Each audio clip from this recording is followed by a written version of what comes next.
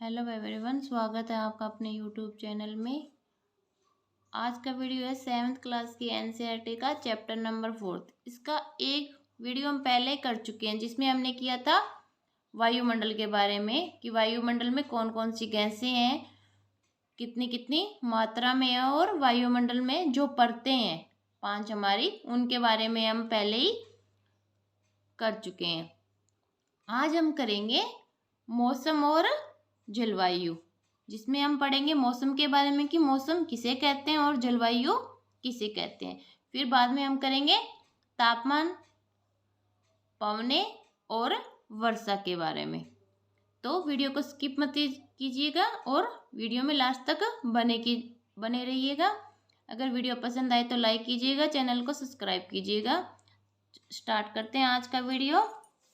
तो सबसे पहले क्या है मौसम। मौसम किसे कहते हैं हम इंग्लिश में? वेदर। तो मौसम जो होता है हमारा मतलब छोटी अवधि के लिए, जैसे सुबह हो गया, शाम हो गया, आज का लगा लो, कल का लगा लो, जो हम बोलते हैं कि आज मौसम ऐसा है, आज कल की बजाय आज ज़्यादा ठंड है, आज ज़्यादा गर्मी है, कल ठंड थी, तो वो मौसम होता है हमारा। यानी जो छोटी अवधि के लिए जो होती है, वायुमंडल की जो दशाएं होती है, उसे हम मौसम कहते हैं। और ये जो दशाएं, इसको हम लंबे समय तक अगर मान लेते हैं तो वो हमारी जलवायु बन जाती है। जैसे वायुमंडल का तापमान, वायुदाब, इनकी वजह से जो हमारा वायुमंडल होता है कि आज गर्म है, आज ठंड है, आज हवा चल रही है, आज नहीं चल रही, जो भी सिचुएशन होती है उसके हिसाब से जो छोटी अवधि के लिए होगा वो मौसम होगा, ठीक है, और जो लंबे समय के लिए होगा वो हमारी जलवायु हो जाएगी।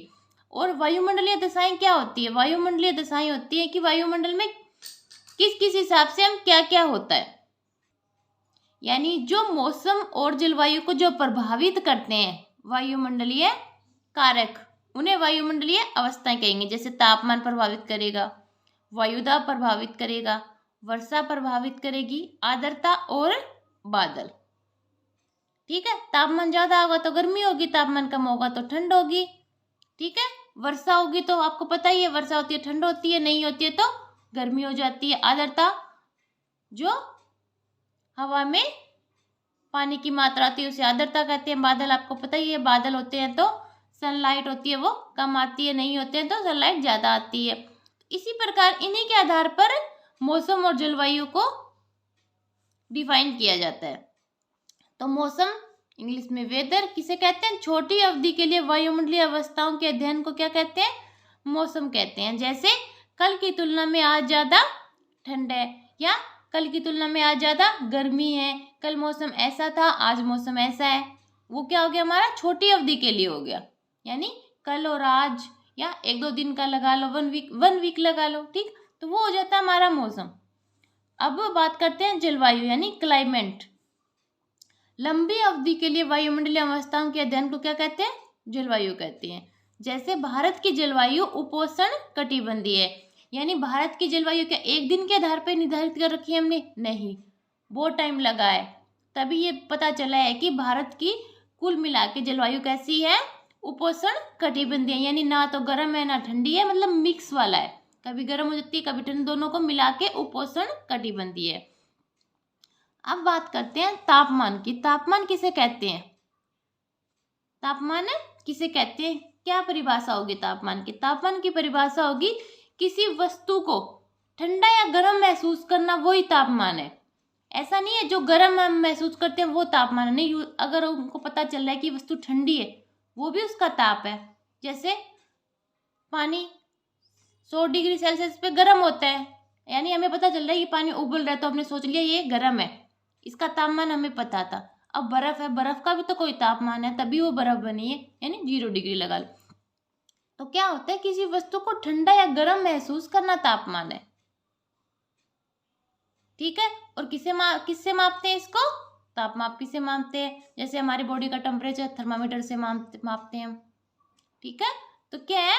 वायु में मौजूद ताप या शीतलता के परिणाम को क्या कहते हैं? तापमान कहते हैं। ताप होगी गर्म, शीतलता हो गया ठंडा, यानी ठंडा और दोनों ठंडा और गर्म दोनों को महसूस करना तापमान है, सिर्फ गर्म गर्म को नहीं, ठंडे को भी महसूस करना क्या है, तापमान है। अब बात करते हैं आपतन। आपतन क्या होगा? आपतन, देखो नाम से आपको क्या लग रहा है, आपतन, आना और उस पे गिरना, आपतन। ठीक है, तो क्या होता है, जो सूर्य की किरणें हैं वो वायुमंडल में से गुजर के पृथ्वी की सतह पर आपतित होती है, यानी गिरती है। तो पृथ्वी की सतह उसको कुछ किरणों को अवशोषित कर लेती है और कुछ को वापस रिफ्लेक्ट कर देती है। तो जिनको पृथ्वी ने अवशोषित किए वो उसको आपतित हुई, यानी उसको अब्जॉर्व कर लिया, तो उसे आपतन कहते हैं। यानी सूर्य की जो किरणें पृथ्वी की सतह पर गिरती है और पृथ्वी उनको अब्जॉर्व करती है, उसे आपतन कहते हैं। आपतन तापमान के वितरण को प्रभावित करता है, यानी आपतन जो होता है वो किसको प्रभावित करता है, तापमान के वितरण को। तापमान क्या है, किसी वस्तु को ठंडा या गर्म महसूस करना तापमान है। वितरण हो गया, यानी जो तापमान है उसको निर्धारित करने के लिए आपतन जरूरी, यानी पृथ्वी की सतह पर सूर्य की किरणें आ रही है, अब पृथ्वी ने कितनी किरणों को किस हिसाब से अब्जॉर्व किया उसी के आधार पर तापमान निर्धारित होगा।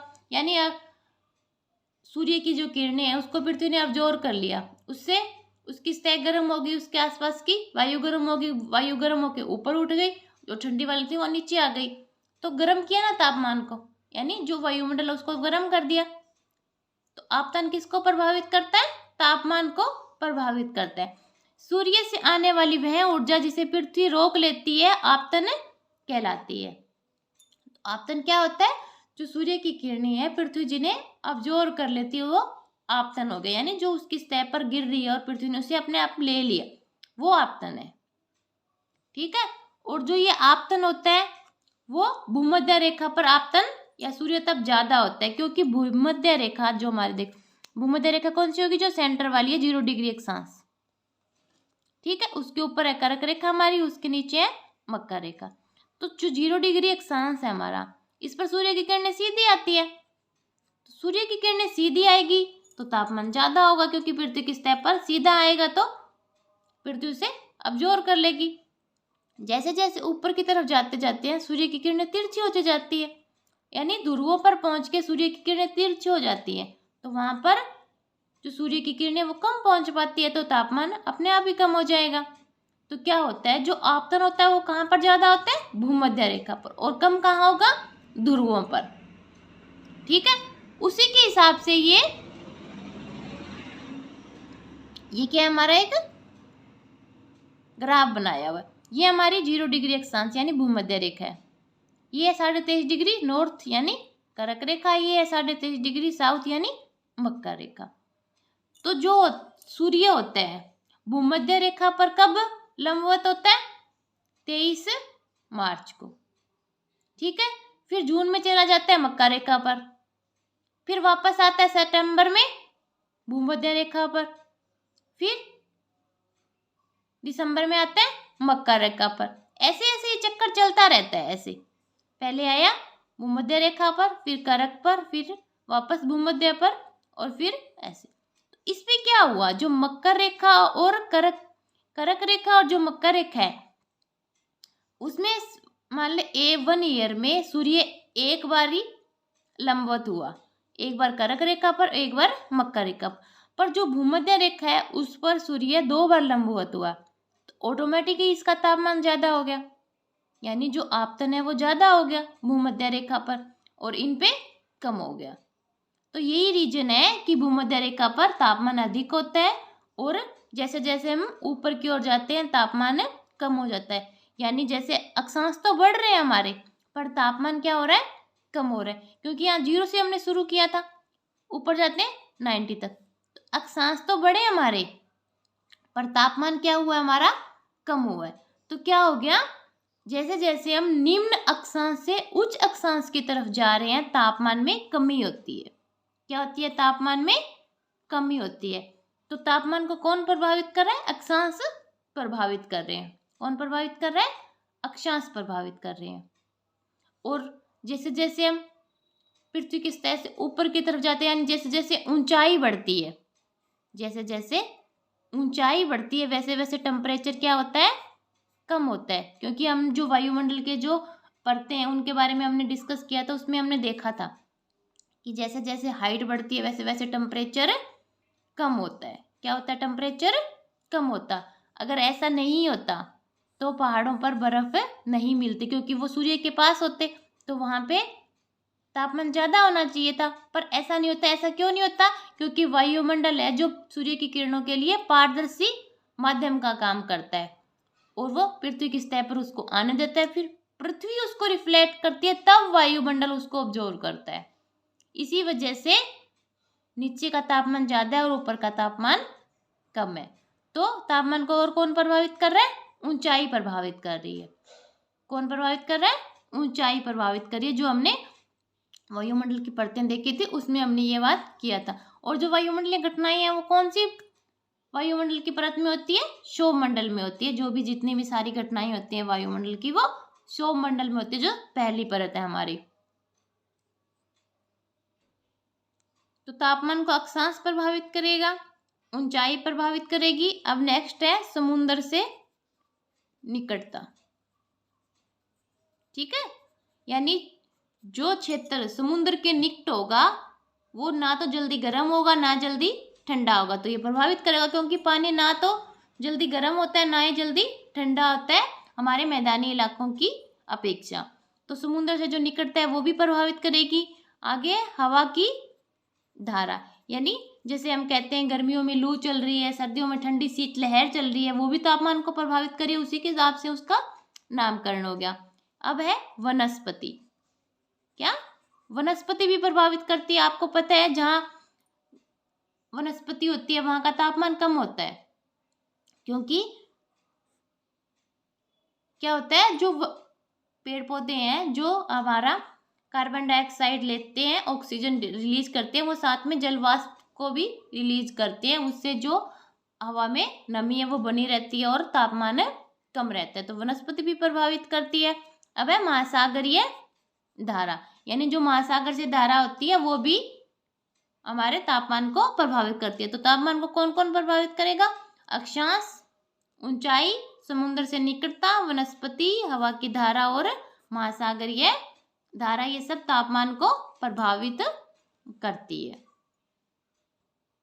अब ये क्या है, वार्षिक तापांतर, यानी एक वर्ष में जो हम तापमान में महसूस करते हैं, यानी गर्मी सर्दी वाला जो है कि अब गर्मी अब सर्दी है, वो क्या हो गया हमारा वार्षिक तापांतर। यानी गर्मी और सर्दी के तापमान में अंतर क्या हो गया, वार्षिक तापांतर। दैनिक तापांतर क्या होगा, दिन और रात के तापमान में जो अंतर होगा, यानी दिन ज़्यादा गर्म होता है, रात थोड़ी ठंडी होती है, तो जो अंतर हमने महसूस किया उसको क्या कहेंगे, दैनिक तापांतर कहेंगे।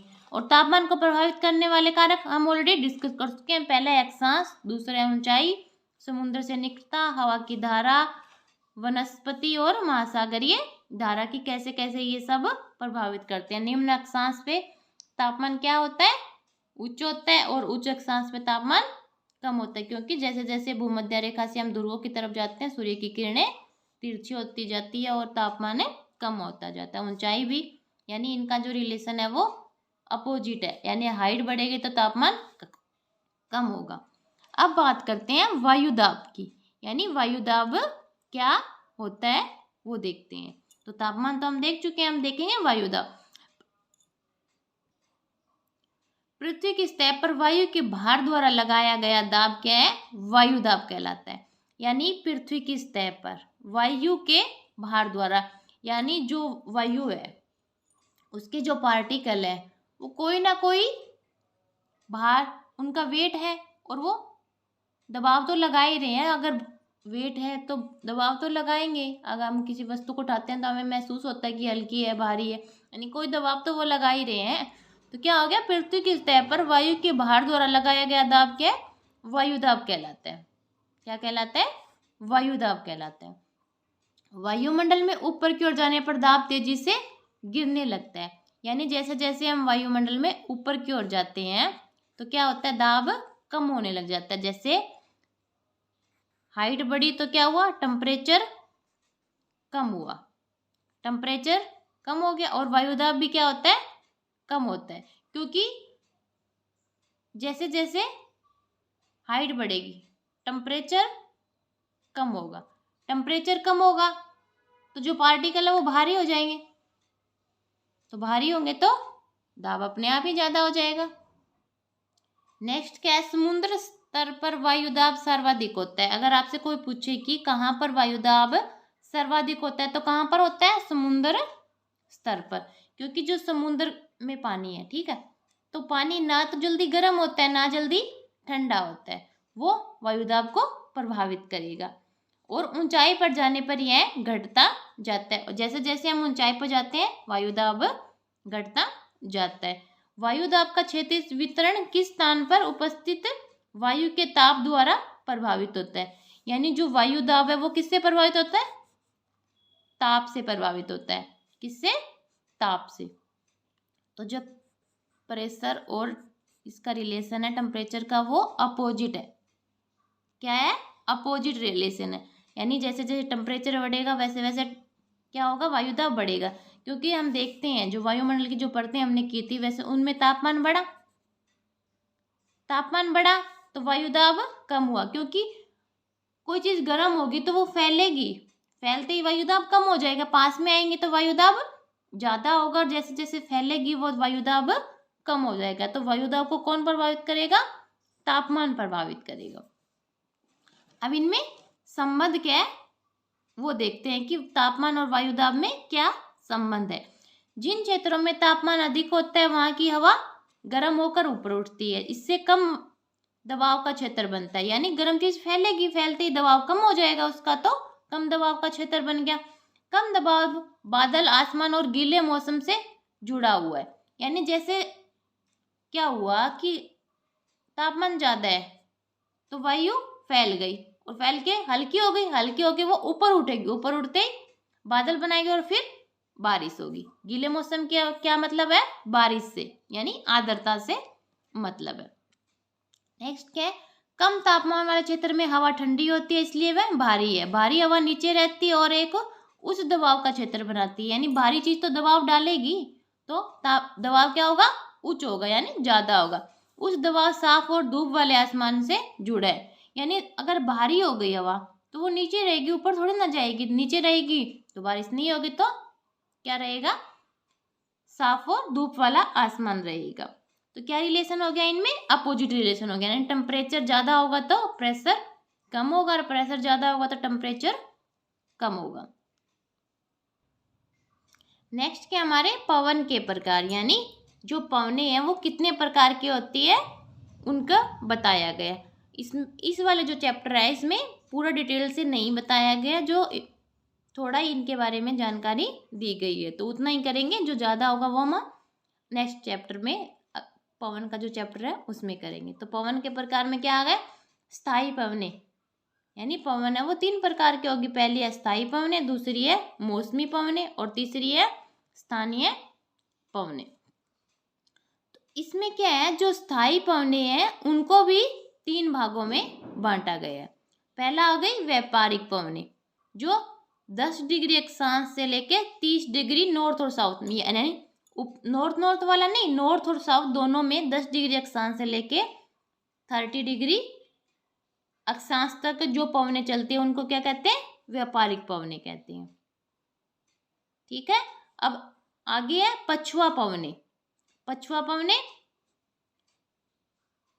40 डिग्री अक्षांश से 60 डिग्री अक्षांश और नॉर्थ और साउथ दोनों डायरेक्शन में, उनको क्या कहते हैं, पछुआ पवनें कहते हैं। परवा पवनें 70 से 90 डिग्री नॉर्थ और साउथ में जो पवनें चलेगी वो कौन सी, हमारी परवा पवनें। तो जो पछुआ और परवा, देखिए ये नाम क्यों रखे गए हैं, क्योंकि जो हवा का या पवन का जो डायरेक्शन होती है, जिस दिशा से वो बह रही है उसी के हिसाब से उसका नामकरण किया जाता है। यानी कोई दिशा जैसे ऊपर नॉर्थ हो गई, ठीक है, यहाँ पे साउथ है, यहाँ वेस्ट और यहाँ ईस्ट, ठीक है। अगर यहाँ से कोई हवा बहेगी तो उसको कहेंगे हम उत्तरी, अगर यहाँ से कहेंगे तो कौन सी हो जाएगी, पूर्वी। जैसे यहाँ पे परवा लिखा हुआ है, अगर यहाँ से बहेगी कोई हवा तो वो पछुआ हो जाएगी। तो क्या हुआ कि इन्हीं के आधार पर इनका नाम किया जाता है कि किस दिशा से वो हवा बह रही है। अब बात करते हैं मौसमी पवनें की। स्थानीय पवनें तो देख ली 3 प्रकार की हमारी। अब मौसमी पवनें की बात करते हैं। मौसमी पवनें कौन सी हो जाएगी? चक्रवात और प्रति चक्रवात। और स्थानीय पवनें जैसे लू हो गया, कोई ठंडी जलधारा होगी, उनको हम कहेंगे स्थानीय पवनें। तो पवनें कितने प्रकार की कर ली हमने? 3 प्रकार की। पहली है स्थायी पवनें, दूसरी है मौसमी पवनें और 3 है स्थानीय पवनें। यानी उस स्थान के अकॉर्डिंग जो पवन का नाम किया हमने वो हो गई हमारी स्थानीय पवनें। नेक्स्ट क्या है? वर्षा के प्रकार, यानी वर्षा कितने प्रकार से कैसे कैसे होती है वो बताया गया। तो कितने प्रकार की बताई गई है? 3 प्रकार की बताई गई है। पहली है सैवनीय वर्षा, दूसरी है स्थलाकृतिक वर्षा और तीसरी है चक्रवाती वर्षा। तो सैवनीय वर्षा कैसे होती है? जैसे पृथ्वी की सतह गर्म होती है, गर्म होके वो आसपास का जो वायुमंडल है वहां पे गर्म हो जाएगा, वो धीरे धीरे ऊपर जाएगा, यानी फैल जाएगा। जैसे यहाँ गर्म हुआ, फिर ऐसे गर्म हुआ, जो ठंडी वाली है वो नीचे, यानी जो चक्कर चल रहा था, सैवनीय चक्कर जो चल रहा था उसके हिसाब से, यानी जो गर्म हवा होगी वो ऊपर उठेगी, ठीक है, और ठंडी हवा नीचे आएगी, यानी ऐसे ऐसे करके होगा। तो जहाँ गर्म ज्यादा होगा वहाँ क्या होगा? जो हवा ऊपर उठ जाएगी, ऊपर उठ के बादल बनेंगे और फिर बारिश होगी। क्या होगा? बारिश होगी। तो ये होगी सैवनीय वर्षा, यानी जैसे गर्म हवा ऊपर उड़ रही है, बादल बन रहे हैं और बारिश हो रही है। दूसरी है स्थलाकृतिक वर्षा। स्थलाकृतिक वर्षा क्या होगी? जैसे हवा चल रही है, ठीक है, कोई पहाड़ आ गया, पर्वत आ गया, तो हवा क्या रुक जाएगी? नहीं, वो ऐसे अपनी हवा ऐसे दिशा चेंज कर लेगी, यानी ऊपर उड़ जाएगी, ऊपर उठ के बादल बनाएगी, बादल से बारिश होगी, ठीक है। तो ये इस प्रकार से ऊपर उठी है, ये गर्म होकर ऊपर उठी थी, ये स्थल की वजह से, यानी जो आकृतियां थी उनकी वजह से, यानी जो पर्वत आ गया, पठार आ गया, पहाड़ आ गया, उसकी वजह से हवा ऊपर उठी, उसकी वजह से वर्षा हुई। तो वो कौन सी होगी? हमारे स्थलाकृतिक वर्षा। तीसरी कौन सी है? चक्रवाती वर्षा। कौन सी? चक्रवाती, यानी जो हवा चलती रहती है ठंडी और गर्म, उनकी वजह से जो वर्षा होती है वो होती है हमारी चक्रवाती वर्षा। तो आज की वीडियो में हमने क्या किया? तापमान के बारे में, वायुदाब के बारे में और वर्षा के बारे में देखा कि कैसे कैसे क्या क्या होता है। तो इसी के साथ हमारा 4th चैप्टर कंप्लीट होता है। मिलेंगे नेक्स्ट वीडियो में। धन्यवाद।